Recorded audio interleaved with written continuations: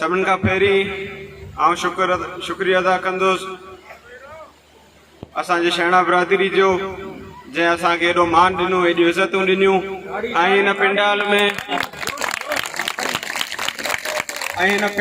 जंहिंमहिल असीं दाख़िल थियासीं ऐं अवां भाइरनि जो जेको जोश वलवलो प्यार मोहबत मूं ॾिठी त इहो मूंखे यकीन थी वियो त दुश्मन ऐं मुखालफ़त धूड़ ऐं फुलियार थी विया।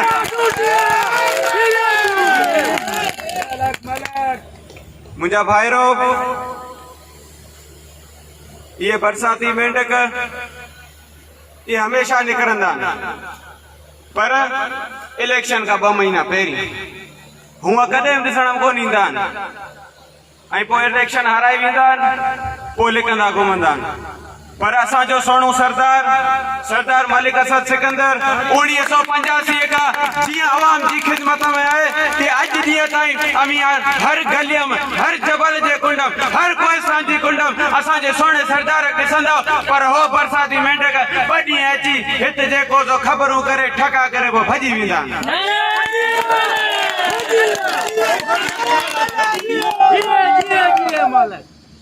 मुंहिंजा भाइरो, असीं ख़िदमत इस्लाम जे 5 फर्ज़नि खां पोइ असीं ख़िदमत हिकिड़ो पंहिंजो ॿियो 6 फर्ज़ सम्झंदा आहियूं। ख़िदमत करणु वॾो सवाब जो कमु आहे।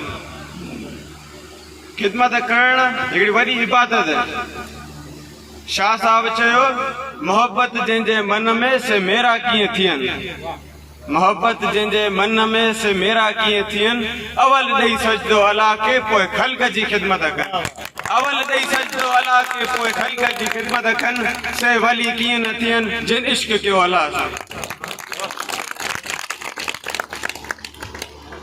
मुंहिंजा भाइरो, अञा ताईं मूंखे सियासत में अञा कोन आहियां, सभिनी ख़बर आहे, मुंहिंजी उमिरि बि अञा नंढी आहे, पर हिकिड़ी फाउंडेशन हिकिड़ो फलाई इदारो हलाईंदो आहियां ऐं नंढपण खां मुंहिंजे वालिदैन मूंखे इहो ई सेखारियो त हे सिर हीअ जान हे सभु अवां ॿार असांजे जेके मलिक साहिब जे औलाद आहियूं, असांखे चए त अवां ॿार आहियूं, पंहिंजो सिर पंहिंजी जान सभु इन ग़रीबनि जे मथां क़ुर्बान करणी आहे, कॾहिं बि हिन जो साथ न आहे छॾणो कि असां पंहिंजी जान ॾियणी पई छा असीं हवाला ॾींदासीं पर कॾहिं मुखालफ़त कोन ॾींदासीं।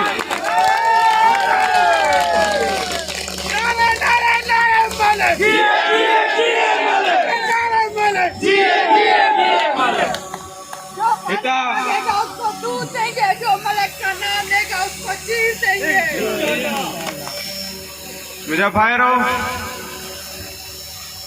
मूं फलाई इदारे जी ॻाल्हि पे की 8 साले खां हिकिड़ी फाउंडेशन हलायां पियो, junior Malik Sikandar welfare organisation जे नाले सां।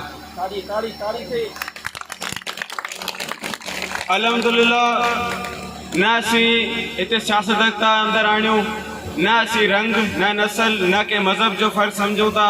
असीं पोइ 8 साले में सॼे जामशोरे में अंदरि सभिनीनि जी बराबरीअ ख़िदमत करियूं पिया, जंहिंजी ताज़ी मिसाल हेरे ई लॉकडाउन हो जंहिंमें असां राशन तक़सीम जो प्रोग्राम कयो हिन सॼे कोहिस्तान में। असांजी पूरी कोशिशि हुई त सॼे कोहिस्तान में राशन विरायूं, अल्हम्दुलिल्लाह असीं कामयाबु थियासीं। असां हज़ारों ख़ानदान में राशन तक़सीम कयो।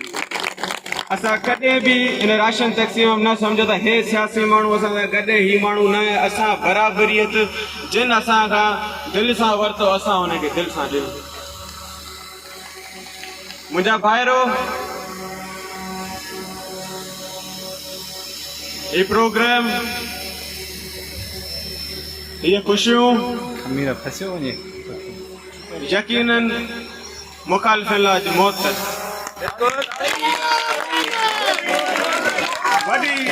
वॾी कोशिश कयूं त प्रोग्राम न थिए, पर अवां भाई पंहिंजे जज़्बे सां अॼु प्रोग्राम कामयाब करे ॾिनो।